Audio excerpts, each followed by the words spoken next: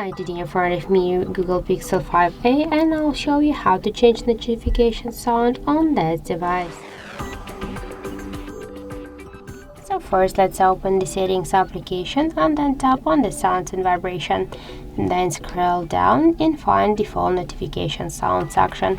After that, select one from this section with the available sounds. For example, we can use the Pixel sounds.